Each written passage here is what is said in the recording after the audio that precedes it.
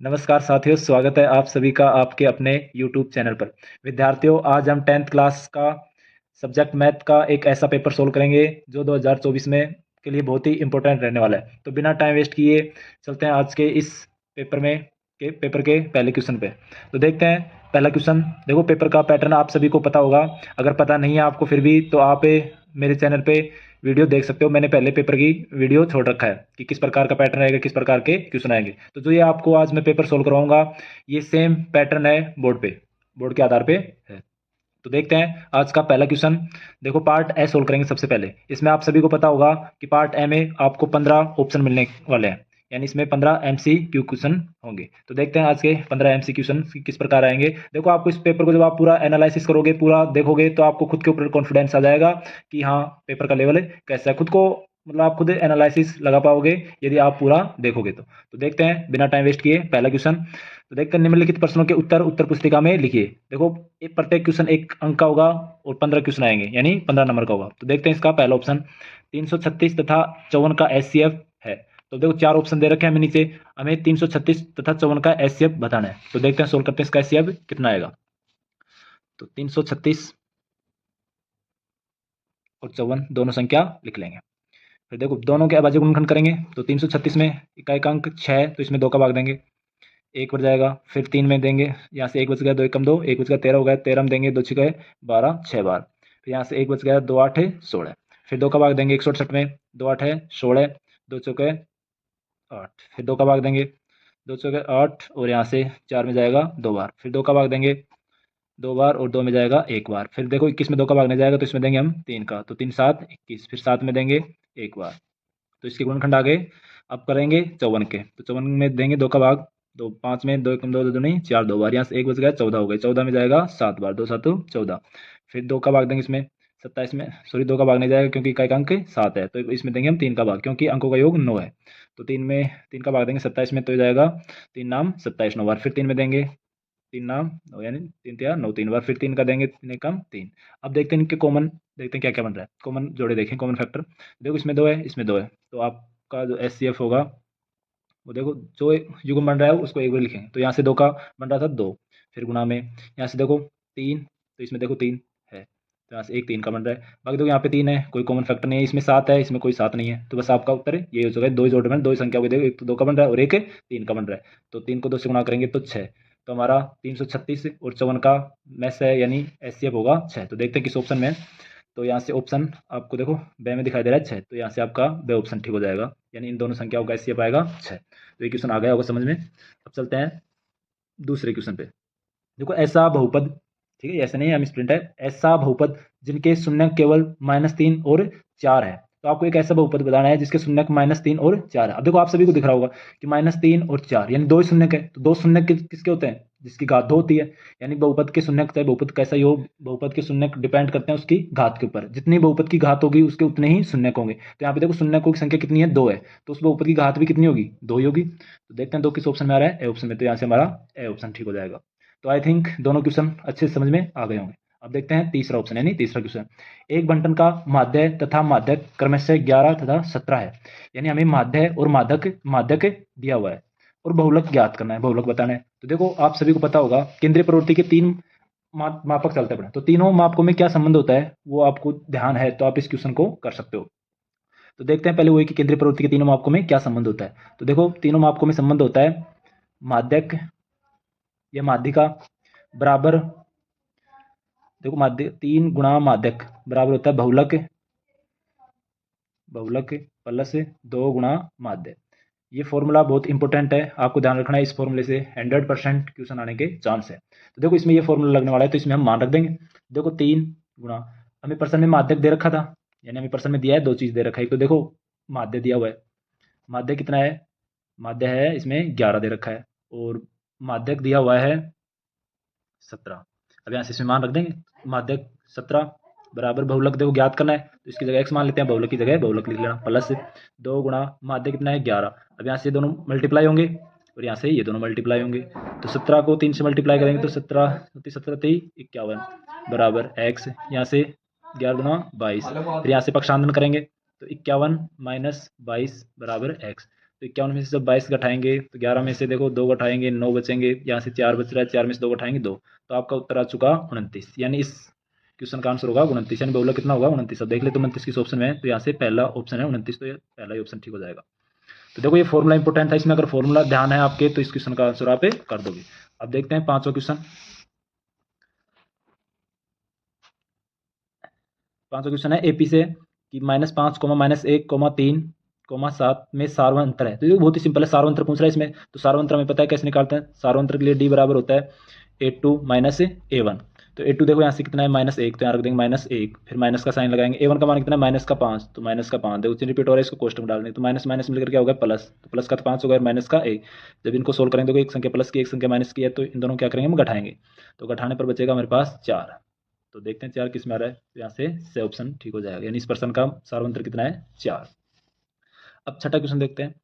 यदि A B C और D E F दो त्रिभुज है, इन दोनों त्रिभुजों में ए बी बटा में डी ई बराबर है B C upon F D के हो, तो वे दोनों त्रिभुज समरूप होंगे यदि। अब देखो कोण के बारे में आपको बताना कि कौन सा कोण बराबर होगा दोनों का, ताकि ये दोनों त्रिभुज समरूप हो जाएंगे। तो सबसे पहले डायग्राम बनाते हैं इसमें। देखो दो त्रिभुज है, दो त्रिभुजों के बारे में कह रखा है, दो त्रिभुज बना लेते हैं। एक तो हमारा त्रिभुज है ए बी सी, तो एक त्रिभुज बनाना हमें डी ई एफ, ये दोनों त्रिभुज है। इन दोनों त्रिभुजों की दो भुजाओं का अनुपात दे रखा है। देखो ए बी बटा में डी ई बराबर बी सी बटा में एफ डी। अब ये दोनों अनुपात देखते हैं कौन कौन सी भुजाओं के हैं। ए बी अपॉन डी, तो ए बी मतलब ये वाली भुजा, अपॉन में डी ई ये वाली भुजा, साथ में डी ई, तो डी ई कौन सी भुजा है, sorry A B upon D E होगा। अब यहाँ से देखो बी सी, बी सी मतलब ये वाली भुजा, इसके अपॉन दे रखा है एफ डी, एफ डी मतलब ये वाली भुजा। तो देखो यहाँ से इन दोनों भुजाओं का अनुपात और यहाँ से इन दोनों का अनुपात समान है, तो अब आपको देखो यहाँ से रूल लगने वाला है एस ए एस। तो एस एस रूल क्या कहता है कि दोनों भुजाओं का तो अनुपात बराबर होना चाहिए, उसके संगत क्या होना चाहिए कोण। तो इन दोनों भुजाओं के संगत कोण कौन सा आएगा, इन दोनों का संगत कोण लेना पड़ेगा हमें ये वाला, यानी कोण ए बराबर कोण डी होगा, तब ये दोनों त्रिभुज समरूप होंगे किससे, एस ए एस से। तो देखते हैं ए इक्वल डी कौन से है, तो ए इक्वल डी के लिए ऑप्शन है ब, तो आपका ब ऑप्शन ठीक हो जाएगा, यानी ए बराबर होगा डी के। यदि ए बराबर डी के है तो ये दोनों त्रिभुज क्या है, समरूप हो जाएंगे किस रूल से, एस ए एस नियम से। तो ये क्वेश्चन आ गया होगा। देखो सिंपल ही था, आपको सिर्फ तुलना करनी थी, यहाँ से तुलना करके बस चेक करना था कि हाँ कौन सा कोण लेने पर ये दोनों बराबर होंगे। तो देखते हैं सातवां क्वेश्चन। यदि बिंदु ए, यानी बिंदु ए दे रखा है 0,0 तथा बी दे रखा है -1, -b के बीच की दूरी पूछ रहा है। तो देखो आपको सिंपल, अब यहाँ से देखो एक बिंदु तो 0, 0 दे ही रखा है, तो इसका मतलब तो मूल बिंदु होगा, यानी मूल बिंदु से दूरी का फॉर्मूला लगा दो आप डायरेक्ट, या दो बिंदु के जो मध्य सूत्र है दूरी सूत्र वो लगा दो, उससे भी आ जाएगा। तो डायरेक्ट देखो मैं मूल बिंदु वाला लगा रहा हूँ, क्योंकि एक बिंदु तो 0 हो चुका है एक निर्देशांक, तो डायरेक्ट मूल बिंदु से दूरी निकालने का फॉर्मूला है x² + y²। तो यहाँ से देखो x का मान कितना -a, तो -a रखेंगे तो हो जाएगा +a का स्क्वायर, और यहाँ से +b का स्क्वायर, क्योंकि माइनस का साइन है, स्क्वायर करेंगे तो प्लस में जाएगा, तो आपका उत्तर आएगा √a² + b²। देखते हैं किस ऑप्शन में। तो यहाँ देखो a² + b² अंडर रूट में नहीं है, तो ये भी नहीं हो सकता, वह भी नहीं हो सकता, सही ऑप्शन होगा। देखो ये अंडर रूट का साइन है, तो आपका इसमें सही ऑप्शन ठीक हो जाएगा। अब देखते हैं आठवां क्वेश्चन। √tan² 45 डिग्री का मान हो गया। तो बहुत ही सिंपल है, त्रिकोणमिति टेबल से है, सारणी से है। तो tan 45 का मान हमें पता है 1 होता है, इसका स्क्वायर करेंगे तो भी 1 ही आएगा, यानी 1 का स्क्वायर 1 ही होता है, तो इसमें आपका ए ऑप्शन राइट होगा। देखते हैं नवा क्वेश्चन। एक सीधी खड़ी छड़ की लंबाई तथा उसकी परछाई में 1:√3 का अनुपात है, तब उस समय सूर्य का 49 कोण होगा। 49 मतलब उन्नयन कोण हमें बताना है। देखो आपको पता होगा कि देखो जब भी त्रिकोणमिति से कोई भी क्वेश्चन आता है, तो जब भी हमें डायग्राम बनाना होता है तो वो लेते हैं समकोण वाला, यानी समकोण त्रिभुज का डायग्राम बनाएंगे। तो देखो समकोण त्रिभुज बना लेते हैं यहाँ पे। देखो ये समकोण त्रिभुज होगा 90 डिग्री कोण। देखो इसमें ऊर्ध्वाधर छड़, यानी एक सीधी खड़ी है तो मान लेते हैं हम छड़ है, ये तो क्या है छड़ है, और ये इसकी परछाई हो जाएगी, यानी छाया या परछाई। अब देखो क्या दे रखा हमें कि उसकी परछाई में अनुपात, उसकी छड़ की लंबाई और परछाई में अनुपात है, तो लंबाई क्या होगी ये, यानी ये तो दे रखा आपको 1, और ये दे रखा √3। आपको पूछ रहा है सूर्य का उन्नयन कोण, उन्नयन कोण मतलब ऊपर देखने से पड़ेगा, ये वाला कोण बताना है। तो देखो इसके लिए आपको भी फॉर्मूला लगाना। देखो क्या क्या दे रखा है, आपको लंब दे रखा है और आधार दे रखा है। तो लंब और आधार में संबंध देखो किसका चलता है, तो ये संबंध देखो कैसे चेक करना है आपको, ये संबंध चेक करना है लाल बटा कक्का से। तो आपको पता होगा लाल बटा कक्का से, लाल बटा कक्का। तो देखो लंब और आधार में संबंध लास्ट वाला है, देखो साइन कोस टेन, यानी टेन वाला फॉर्मूला लगेगा। तो लंब बटा आधार के बराबर क्या होगा, टेन थीटा। अब यहाँ से लंब और आधार का आपको मान दे रखा है कितना है, लंब का मान 1 है और आधार का मान है √3 बराबर टेन थीटा। अब यहाँ से आपको सिर्फ थीटा चाहिए, अब हमने ये चेक करना है कि जो ये 1/√3 मान है, ये tan की टेबल में किसका मान होता है। फिर दोनों को इक्वल करके tan से tan काट देंगे, तो 1/√3 मान होता है tan में tan 30 डिग्री का मान। तो यहाँ से 1/√3 की जगह हम लिख सकते हैं tan 30 डिग्री बराबर tan थीटा। देखो यहाँ से tan से tan कट जाएगा, यानी थीटा का मान कितना जाएगा 30 डिग्री, यानी 30 डिग्री का कोण बनेगा उनमें। तो आपका ए ऑप्शन राइट हो जाएगा इसमें। तो अब देखते हैं 10वां क्वेश्चन। ये क्वेश्चन आ गया होगा समझ में, सिंपल था, बस आपको अनुपातों की तुलना करनी थी यहाँ से और आंसर आ जाएगा। देखो 10वां ऑप्शन, बंटन 1, 2, 5, 9 यानी 1, 3, 2, 5, 9 का माध्यक होगा, यानी माध्यक बताना है। तो माध्यक के लिए आप सभी को पता होगा, सबसे पहले इन आंकड़ों किस क्रम में लिखेंगे, आरोही या अवरोही में से एक क्रम। तो देखो देखो इनको आरोही क्रम में लिख लेते हैं। तो आरोही क्रम में ये हो जाएगा, देखो आरोही क्रम में इनको लिखेंगे, सबसे पहले छोटी संख्या 1, फिर 1 के बाद आएगा 2, फिर 3, फिर 5 और फिर 9। अब क्या काम करते हैं, एक लेफ्ट से और एक राइट से कट करते हैं, एक लेफ्ट से एक राइट से। तो कितना बच चुका बीच में 3, तो देख लेते हैं 3 किस ऑप्शन में, तो ए ऑप्शन में आ रहा है 3, तो आपका ए ऑप्शन ठीक हो जाएगा। देखते हैं 11वां क्वेश्चन, एक वृत्त पर समांतर स्पर्श रेखाएं होती है, तो समांतर स्पर्श रेखाएं कितनी होती है, 2 होती है। ये क्वेश्चन आप सभी को बहुत अच्छे से आता होगा। देखो इसको थोड़ा एक्सप्लेन भी कर लेते हैं। जैसे ये एक वृत्त है, इसमें आपसे पूछ रहा है समांतर स्पर्श रेखा। तो समांतर स्पर्श रेखा, देखो यहाँ पे एक बिंदु लेते हैं, यहाँ पे एक बिंदु, इन बिंदु से एक रेखा खींचा और एक रेखा, ये देखो ये दोनों रेखा समांतर, इनके मध्य गैप क्या है, सेम। ऐसे आप देखो कहीं भी आप 2 बिंदु ले लो आम सम्मुख, उनसे सिर्फ आप 2 रेखा खींच सकते हो। तो एक वृत्त की कितनी स्पर्श रेखा होगी, वो सॉरी स्पर्श समांतर रेखा, यानी समांतर स्पर्श रेखा होंगी 2 ओनली। डायग्राम से भी आप देख सकते हो। देखते हैं 12वां क्वेश्चन, घन का संपूर्ण पृष्ठीय क्षेत्रफल 486 वर्ग सेमी है, घन की भुजा की माप होगी, यानी घन की भुजा की माप हमें बताना है और घन का संपूर्ण पृष्ठीय क्षेत्रफल हमें दे रखा है प्रश्न में। तो देखो फॉर्मूला ध्यान होना चाहिए, घन का संपूर्ण पृष्ठीय क्षेत्रफल क्या है। तो आप सभी को पता होगा घन का संपूर्ण पृष्ठीय क्षेत्रफल का फॉर्मूला है, घन का संपूर्ण पृष्ठीय क्षेत्रफल का फॉर्मूला है 6a²। अब यहाँ से देखो पृष्ठीय क्षेत्रफल तो आपको दे रखा है, हमें दे रखा है कितना 486, तो यहाँ हम इसकी जगह रखेंगे 486 बराबर 6 गुणा a²। अब देखो यहाँ से 6 गुणा में है, तो इधर इसको भाग में भेज देंगे, तो हो जाएगा 486 बटा में 6। तो देखो अब इसमें भाग देंगे 6 का, तो 6 8 6 36 6 7 6 48 8 बार, और 6 में देंगे 1 बार, यानी हमारे पास आ चुका 81 बराबर a²। अब हमें तो एक का ही मान बताना बुझा, तो यहाँ से स्क्वायर हटाएंगे तो इस संख्या का लग जाएगा रूट, यानी ये हो जाएगा 81 अंडर रूट बराबर ए। तो 81 का रूट आपको पता हो कितना होता है 9, यानी घन की भुजा कितनी होगी 9 होगी। देखो बहुत ही सिंपल क्वेश्चन था, लॉजिकल क्वेश्चन था, बस आपको कुछ नहीं करना, इस फॉर्मूले मान रखना है और आंसर आ जाएगा। तो इसका उत्तर होगा ए। देखते हैं 12 ऑप्शन, एक वृत्त की त्रिज्या 5 सेमी है, इस वृत्त के 9 सेमी लंबाई के चाप द्वारा बने त्रिज्याखंड का क्षेत्रफल होगा, यानी त्रिज्याखंड का क्षेत्रफल हमें निकालना है।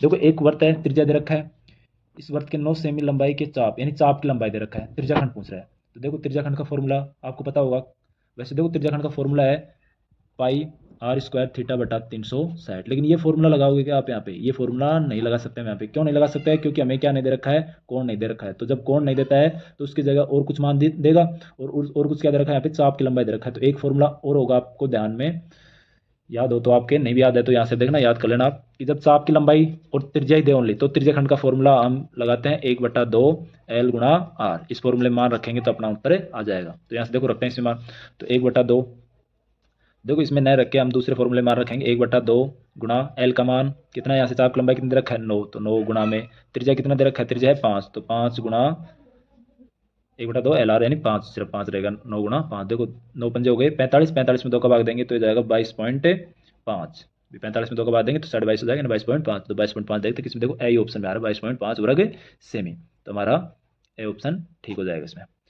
तो देखो 13 क्वेश्चन हो गए कंप्लीट। 14 क्वेश्चन देखते हैं, किसी असंभव घटना की प्रायिकता होती है। देखो असंभव की बात हो रही है, नहीं वो पॉसिबल ही नहीं है, तो जब घटना असंभव है तो उसकी प्रायिकता कितनी होगी 0, आप सभी को पता हुआ। और जब घटना घटित होना 100% चांस रहता है घटना घटित होने का, जो घटना निश्चित होती है उसकी प्रायिकता होती है 1। आपको दोनों ध्यान रखनी है, कुछ भी पूछ सकता है एग्जाम में। और देखो ये 2 ऑप्शन वैसे भी उत्तर नहीं हो सकते, प्रायिकता कभी भी 1 से ज़्यादा नहीं हो सकती, तो वैसे भी गलत है ये दोनों ऑप्शन, तो या तो यह आएगा इसमें या फिर ये। अब देखो असंभव की बात हो रही है तो असंभव के लिए क्या आ जाएगा 0। अगर घटना घटित होना निश्चित है तो फिर उसका उत्तर आता है ए।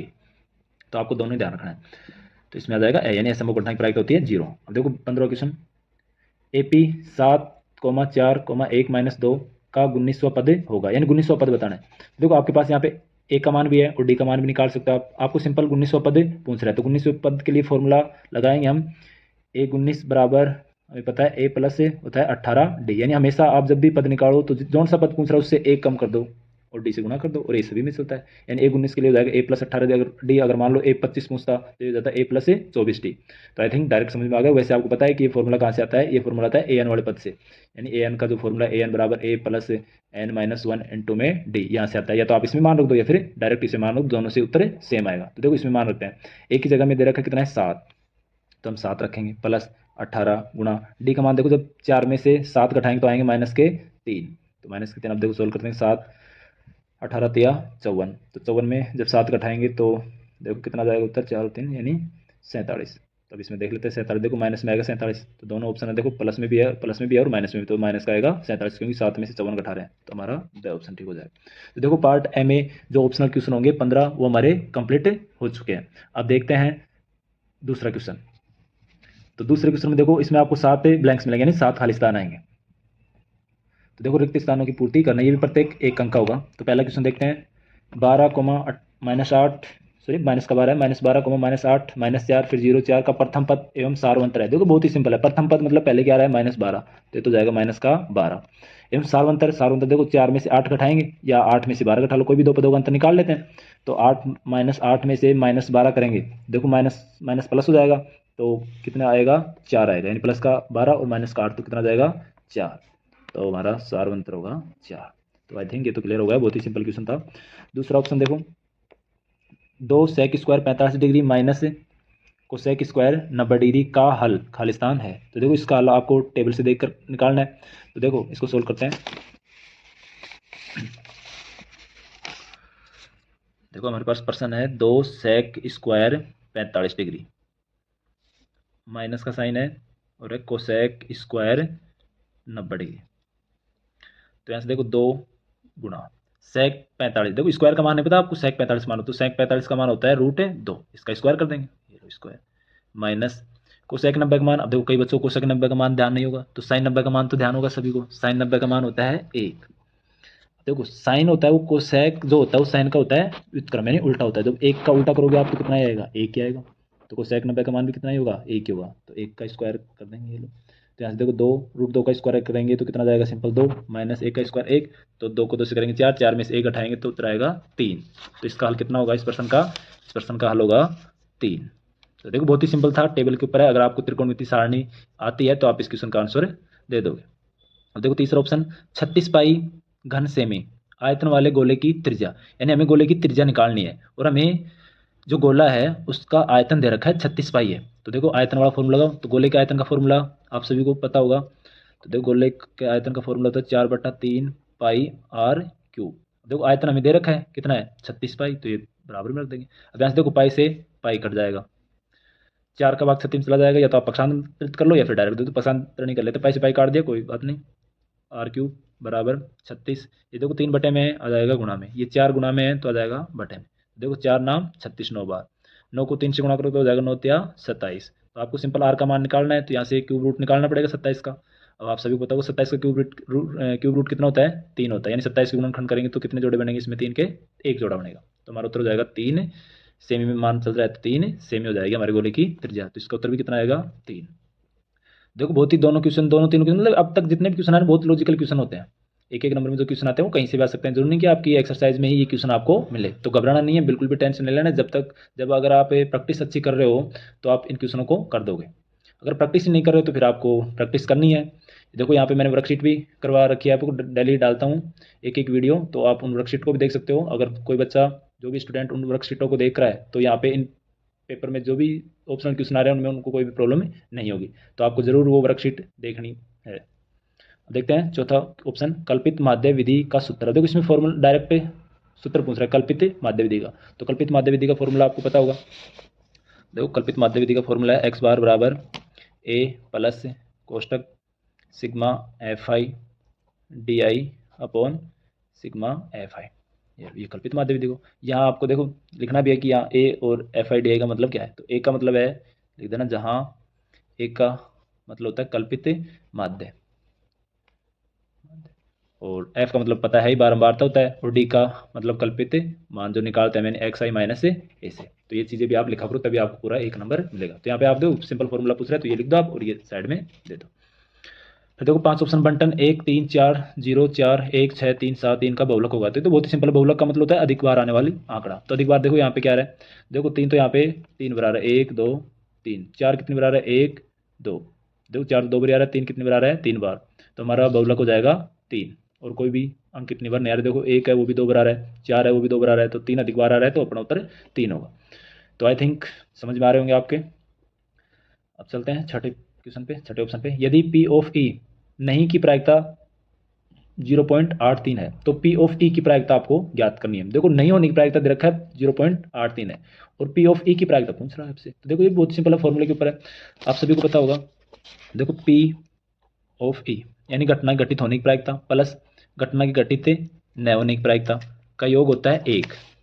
तो देखो अब यहाँ से आपको जो दे रखा है वो मान रख दो इसमें। तो देखो आपको पी ऑफ ई बार का मान दे रखा है और पी ऑफ ई का मान ज्ञात करो। तो यहाँ से ऐसे लिख देंगे पी ऑफ ई बराबर 1, यहाँ से इसको उठाकर इधर जाएंगे तो माइनस में आ जाएगा पी ऑफ ई के ऊपर बार। तो अब देखो इसमें मान रखेंगे 1 माइनस पी ऑफ ई का मान हमें दे रखा है 0.83।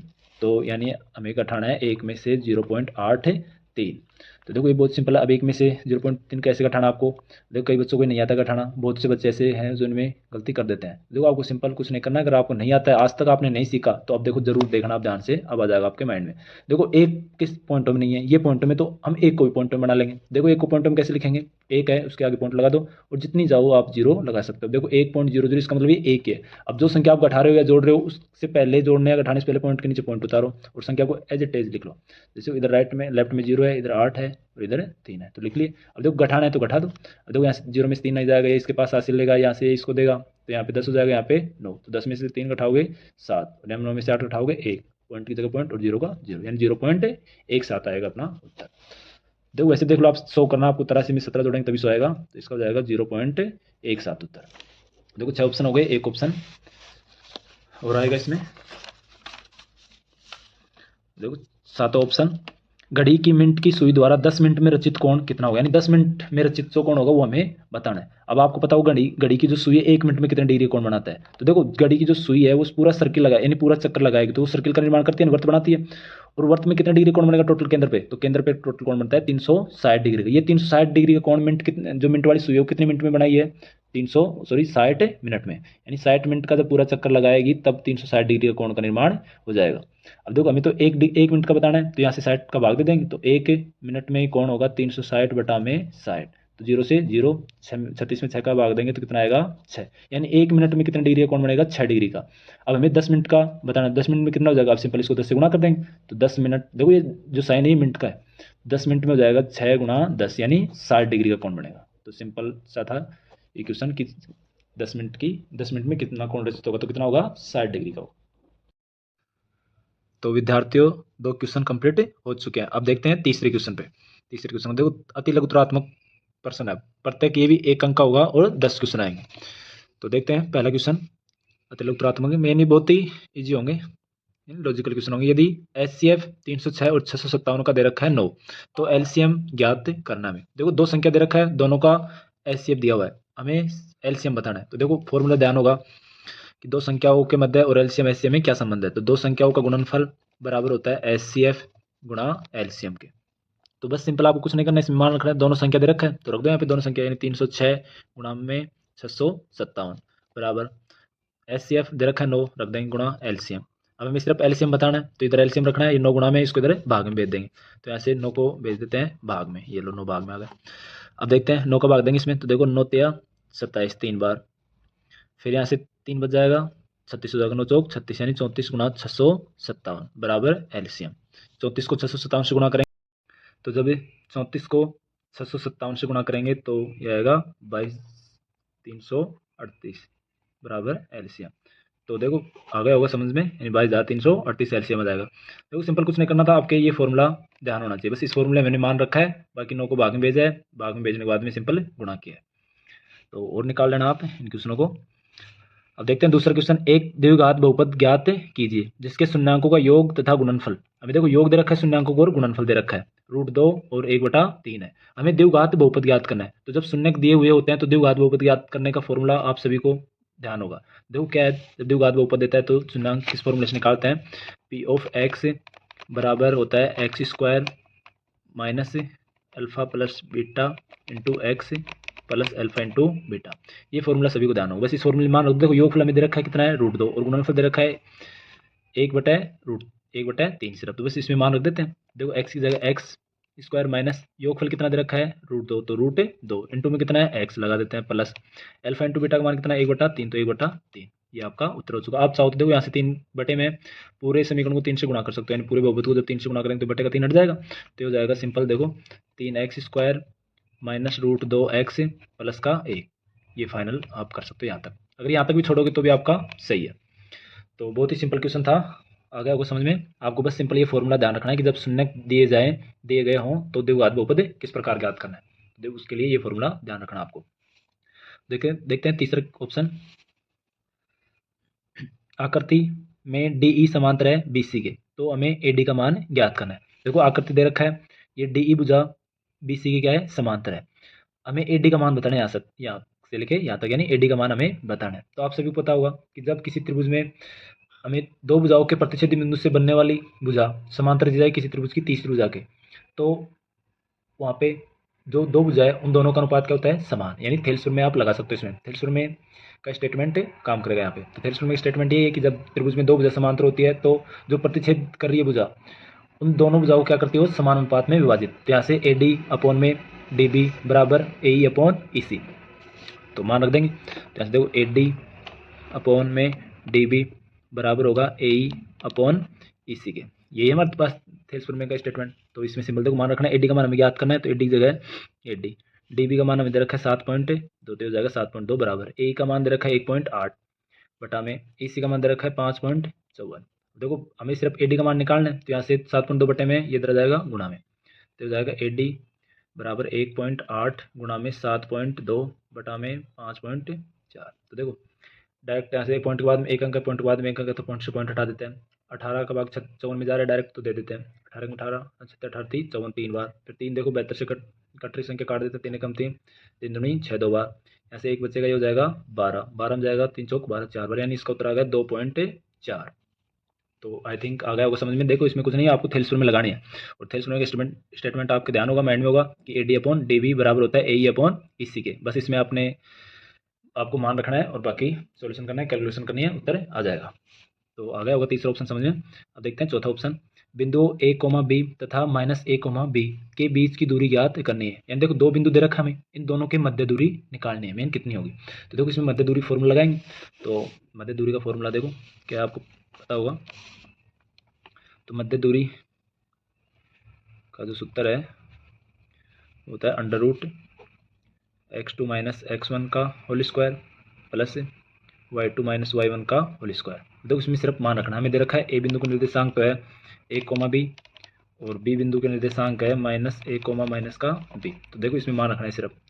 तो रखते हैं x2 मतलब -A, फिर माइनस का साइन, x1 का मान कितना है A, यानी ये तो हमारे पास पहला बिंदु है और ये हमारे पास दूसरा बिंदु है, तो इसका होल स्क्वायर प्लस y2 का मान माइनस का भी है, यहाँ से y1 का मान कितना है B, इसका होल स्क्वायर। देखो माइनस माइनस जुड़कर 2A हो जाएंगे, यानी 2A इसका whole square plus minus minus जुड़कर ये कितने हो जाएंगे -2B इसका होल स्क्वायर अंडर रूट चल रहा है ऊपर।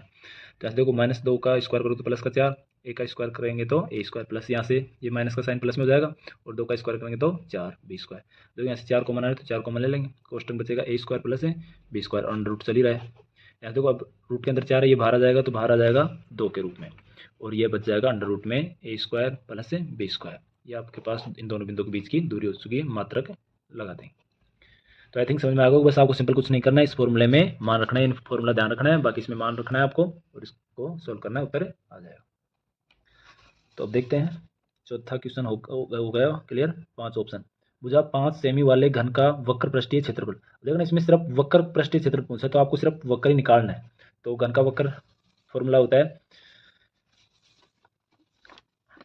घन का वक्र का फॉर्मूला होता है घन का वक्र पृष्ठीय क्षेत्रफल। वक्र क्षेत्रफल होता है 4A स्क्वायर। देखो संपूर्ण पूछता है तो 6 स्क्वायर चलता है, क्योंकि उसमें फर्श और छत को और ऐड करते हैं, यानी फर्श 2 फलक एक्स्ट्रा और लेते हैं। लेकिन यहाँ पे वक्र पूछा है तो 4 और का भाग ही आएगा, यानी 4 और का क्षेत्र आएगा, तो 4 से मल्टीप्लाई करेंगे, 4 से गुणा करेंगे, तो 4 गुणा भुजा में दे रखा है 5 है तो 5 रख देंगे, तो 5 का स्क्वायर करेंगे 5 गुणा 5। देखो 5 चौक 20, 20 को 5 से करेंगे तो 100, यानी 100 वर्ग इकाई दे रखा है इसमें सेमी, तो 100 वर्ग सेमी या सेमी स्क्वायर। तो आई थिंक हो गया ये भी क्लियर। देखो सिंपल, आप कुछ नहीं करना, इसमें घन वाले फॉर्मूले में मान रखना है, घन का वक्रपृष्ठ क्षेत्रफल का फॉर्मूला लगाओ और में मान रखो और उसका आंसर आ जाएगा। अब देखते हैं छठा ऑप्शन, 6 सेमी त्रिज्या के वृत्त से काटे गए त्रिज्याखंड का कोण 30 डिग्री है। यानी 6 सेमी त्रिज्या के एक वृत्त से हम एक त्रिज्याखंड बना रहे हैं और त्रिज्याखंड का कोण कितना दे रखा है 30 डिग्री। तो हमें त्रिज्याखंड के चाप की लंबाई ज्ञात करनी है। तो चाप की लंबाई का फॉर्मूला ध्यान होगा आप सभी के। देखो चाप की लंबाई का फॉर्मूला इसको कर लेते हैं यहाँ पे। देखो चाप की लंबाई का जो फॉर्मूला है वो है पाई आर थीटा बटा 180। तो देखो इसमें मान रखना आपको, देखो पाई का मान 22/7 गुणा आर का मान हमें दे रखा है कि त्रिज्या कितनी है 6 सेमी, तो हो जाएगा 6 गुणा में थीटा का मान दे रखा है 30 डिग्री बटा में 180। तो यहाँ से 0 से 0 कट जाएगी, 3 18 को काटेगा, 3 गुना 3 3 6 18 6 बार 6 से 6 कट जाएगा। तो कितना सिंपल है, आपका उत्तर आ चुका 22/7। यानी जब से आपकी लंबाई हो कितनी होगी 22/7 होगी, पत्थर लगा देंगे, यानी 22/7 इकाई। अब देखते हैं 7वां क्वेश्चन, एक पतंग भूमि से 30 मीटर की ऊंचाई पर 60 मीटर लंबी डोरी की सहायता से उड़ रही है, तो पतंग का उन्नयन कोण होगा। यानी पतंग का उन्नयन कोण बताना हमें। जो पतंग है वो भूमि से 30 मीटर की ऊंचाई पर उड़ रही है और डोरी की लंबाई कितनी है 60 मीटर। तो देखो समकोण त्रिभुज का निर्माण होगा यहाँ से। देखो समकोण त्रिभुज किस प्रकार बनेगा, जैसे मान लेते हैं ये एक भूमि पे बिंदु है और यहाँ ऊपर ये पतंग उड़ रही है यहाँ पे। तो देखो पतंग की भूमि से कितनी हाइट है 30 मीटर हाइट है, यानी 30 मीटर ऊंची उड़ रही थी, तो होगी 30 मीटर। और जो देखो यहाँ से मान लो ये भूमि धरातल है अपना, तो यहाँ से डोरी की लंबाई दे रखा आपको, कितनी डोरी है 60 मीटर, तो यहाँ से ये 60 मीटर हो जाएगा अपना। उड़ रही है तो पतंग का उन्नयन कोण, देखो उन्नयन कोण यहाँ पे बनेगा। तो देखो कौन किसमें संबंध रखेगा, नब्बे डिग्री कोण बन जाएगा। देखो आपको लंब दे रखा है और कर्ण दे रखा है, तो लंब और कर्ण में संबंध चलता है लंब बटा कर्ण, यानी पहला हो जाएगा लाल बटा कक्का से लंब और कर्ण में, यानी साइन थीटा का मान निकालना है। तो साइन थीटा बराबर मान रखेंगे लंब का मान कितना 30 बटा में 60, 0 से 0, 3 को 6 से काटोगे 1/2। देखो साइन थीटा बराबर आ रहा है 1/2। अब 1/2 देखना आपको कि साइन में किसका मान होता है, तो 1/2 होता है साइन 30 डिग्री का मान। तो साइन थीटा बराबर हो जाएगा साइन 30 डिग्री, तो साइन से साइन कट जाएगा, थीटा का मान आ जाएगा 30 डिग्री। तो यहाँ से उन्नयन कोण होगा 30 डिग्री। देखो समझ में आ गया होगा, आपके पास कुछ नहीं करना, आपको डायग्राम की सहायता से और भी समझ में आ जाएगा अच्छे से। डायग्राम बनाना, ये भूमि से ऊपर यहाँ पे पतंग उड़ रही है और ये डोरी की लंबाई कितनी 60 मीटर, इसकी हाइट होगी, तो कौन आ जाएगा 30 डिग्री। तो देखते हैं 8वां ऑप्शन, 10 मीटर ऊंचाई एक मीनार के शिखर से पृथ्वी पर एक बिंदु का अवनमन कोण 30 डिग्री है। बिंदु की मीनार से आधार की दूरी ज्ञात कीजिए। देखो ये भी बहुत ही सिंपल है, 10 मीटर ऊंची एक मीनार के शिखर से, ठीक है, यानी 10 मीटर ऊंची एक मीनार है। तो देखो यहाँ पे डायग्राम बना लेते हैं, 10 मीटर ऊंची ये मीनार, ठीक है, इसकी हाइट है 10 मीटर। शिखर से पृथ्वी पर एक बिंदु का अवनमन कोण, तो पृथ्वी देश मान लेते हैं ये है, तो इस पर अवनमन कोण देखो नीचे की तरफ बनेगा, तो ये अवनमन कोण है यहाँ पे 30 डिग्री का। बिंदु की मीनार के आधार से दूरी, बिंदु की देखो ये बिंदु है और मीनार ये, तो आधार से दूरी मतलब इसका मान निकालना है। देखो ये 30 डिग्री कोण है, तो यहाँ देखो जेड आकृति बन रही है, तो यहाँ से ये कोण भी कितना डिग्री का होगा 30 डिग्री का। अब देखो ये समकोण त्रिभुज बन चुका, हमें लंब दे रखा है और आधार का मान पूछ रहा है, इसको मान लेते हैं जैसे एक्स। ये बताना कि मीनार का आधार मूल बिंदु से, भूमि के बिंदु से कितना दूर है। देखो एक्स का मान निकालना है सिंपल, तो एक्स का मान किस प्रकार है, देखो लंब और आधार में संबंध, या आधार लंब में संबंध देख लो, तो लाल बट्टा का देखो लंब और आधार में संबंध टेन वाला फॉर्मूला है इसमें। देखो लंब दे रखा है और आधार ज्ञात करना है, तो लंब और आधार में संबंध, लंब और आधार लाल बट्टा कक्का से, लाल बट्टा कक्का से लंब और आधार में संबंध होता है टेन का, तो यहाँ से टेन थीटा का फॉर्मूला लगा देंगे। तो देखो टेन थीटा का फॉर्मूला लगाएंगे तो ये हो जाएगा टेन थीटा का मान दे रखा 30 डिग्री बराबर लंब का मान दिया हुआ 10 बटा में आधार का मान एक्स मान रखा वो निकालना है, तो टेन 30 डिग्री का मान होता है 1/√3 बराबर 10 बटा में एक्स। देखो सिंपल एक्स का मान निकालना, तो एक्स तो आ जाएगा इधर और रूट चला जाएगा 10 के पास, तो ये हो जाएगा एक्स बराबर 10√3 मीटर, ये अपना उत्तर आ जाएगा। यानी जो बिंदु की मीनार के आधार से दूरी है वो कितनी है 10√3 मीटर। तो आ गया होगा समझ में, ये दोनों त्रिकोणमिति के अनुप्रयोग से है क्वेश्चन। तो देखो 9वां ऑप्शन, 7 सेमी त्रिज्या और ऊंचाई 10 सेमी वाले बेलन का आयतन ज्ञात करो। देखो इसमें हमें त्रिज्या दे रखा है और ऊंचाई दे रखा है, आप हमें ज्ञात करना बेलन का आयतन ज्ञात करना है। देखो बेलन के आयतन का फॉर्मूला ध्यान होगा, तो बेलन का आयतन का फॉर्मूला है पाई आर स्क्वायर एच। देखो इसमें मान रखना है, तो पाई का मान 22/7 गुणा आर का मान देखो त्रिज्या कितनी दे रखा है 7 सेमी, तो 7 रखते हैं, 7 गुणा 7 गुणा में एच हाइट हमें दे रखा है कितनी है 10 सेमी, तो हो जाएगा 10। देखो 7 से 7 कट जाएगा, 22 को 10 से गुणा करेंगे तो हो जाएगा 220, फिर उसको 7 से गुणा करेंगे क्योंकि 7 बच रहा है तो हो जाएगा 0। 7 को 2 से करेंगे 7 दूनी 14 का 4 8 से लिखे 1 7 दूनी 14 और 1 15 यानी 1540 उत्तर होगा। यानी बेलन का जो आयतन हो कितना होगा 1540 से सेमी दे रखा है तो ये जाएगा सेमी क्यूब।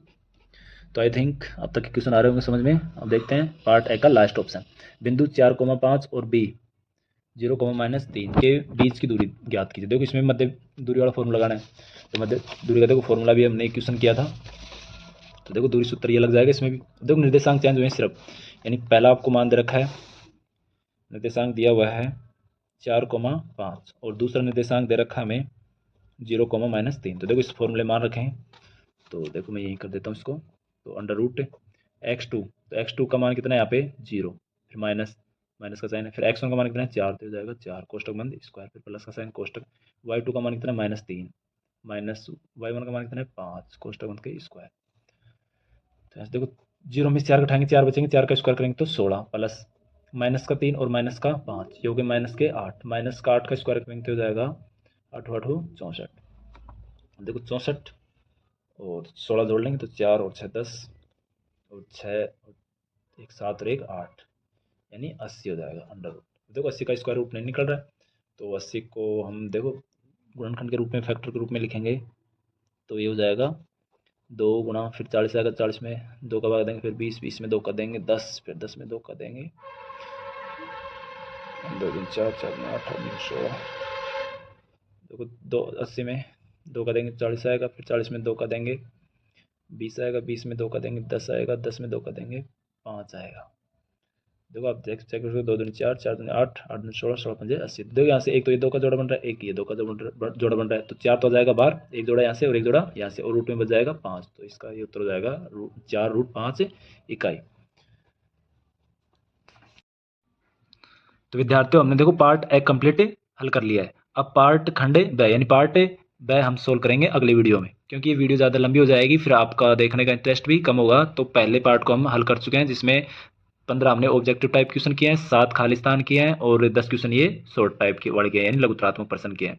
इस प्रकार टोटल 32 क्वेश्चन सोल्व कर चुके हैं। तो पार्ट बैक को हल करेंगे नेक्स्ट वीडियो में। वैसे देखो आपको मैं 1 मिनट प्रश्न बता देता हूँ, आप इनका खुद एक बार सॉल्यूशन करना है, खुद हल करना, और किसी क्वेश्चन में प्रॉब्लम है तो बताना, वो डिटेल मतलब बाय टॉपिक समझा देंगे आपको। तो देखना इसका चौथा क्वेश्चन, सिद्ध कीजिए √5 एक अपरिमेय संख्या है, तो आप कर सकते हो इसको, तो अगले वीडियो में तो करना है। फिर 5वां क्वेश्चन है द्विघात बहुपद 6x² -3 -7x के शून्य ज्ञात कीजिए और शून्यांकों तथा गुणांकों के बीच संबंध की सत्यता की जांच करें। दोनों करना है, शून्यांक भी निकालने हैं हमें और शून्यांकों के संबंध की सत्यता की जांच भी करनी है। 6वां क्वेश्चन है रैखिक समीकरणों के युग्मों को विलोपन विधि से हल कीजिए, तो इसमें विलोपन विधि लगानी है, सिंपल है, इसको देखो 2 से गुणा कर लेंगे समीकरण 1 को और विलोपन विधि लगा देंगे, उत्तर आ जाएगा। फिर आप देखो 7वां क्वेश्चन समलंब ABCD जिसके AB समांतर DC के विकर्ण AC और BD परस्पर O पर प्रतिच्छेद करते हैं, दो त्रिभुज की समरूपता की कसौटी का प्रयोग करते हुए हमें सिद्ध करना है OA/OC बराबर OB/OD। फिर 8वां क्वेश्चन है x पर वह बिंदु ज्ञात कीजिए जो बिंदुओं 6,5 और 4, -4,5 से समदूरस्थ है। देखो इन क्वेश्चनों को आप एक बार सोल्व करना, आप निकालना एक बार, और फिर जो प्रॉब्लम वो अगले वीडियो में देखना आपके क्लियर हो जाएगी। 9वां क्वेश्चन देखना, त्रिभुज PQR जिसका कोण Q समकोण है, PR + QR भुजा का योग दे रखा है 25, PQ 5 सेमी है, तो sin P cos P और tan P का मान आपको ज्ञात करना है। तो एक बार इन क्वेश्चनों को निकालना, आप देखो स्क्रीनशॉट ले लेना, तो इन क्वेश्चनों को 1 मिनट एक बार निकालना आप। अगर कोई किसी क्वेश्चन में प्रॉब्लम हो हम नेक्स्ट वीडियो में समझेंगे इन क्वेश्चनों को बाय डिटेल से। तो 1 मिनट क्वेश्चन देख लेना आप। ये क्वेश्चन 16 है, ये 15 16, ये 16 का अथवा है, ये 17 क्वेश्चन है, ठीक है, और ये 17 का 18 है, 17वां क्वेश्चन का अथवा है। और आपको यहाँ से देखो 18वां क्वेश्चन है, ये 19वां, ये 20, ये 21, ये 22, यहाँ पे देखो 20 का यहाँ पे अथवा नहीं दिया गया है, ये देखो लास्ट में दे रखा है 20 का अथवा। तो इन क्वेश्चनों को देखो आपको सोल्व करना, और अगर आज की वीडियो में कहीं किसी बच्चे को डाउट है तो कमेंट में ज़रूर बताएं, उसका डाउट अगले वीडियो में ज़रूर दूर करेंगे। तो इन क्वेश्चनों को 1 मिनट आप निकालना और अपने दोस्त को ये वीडियो शेयर करना ताकि उनकी भी हेल्प हो।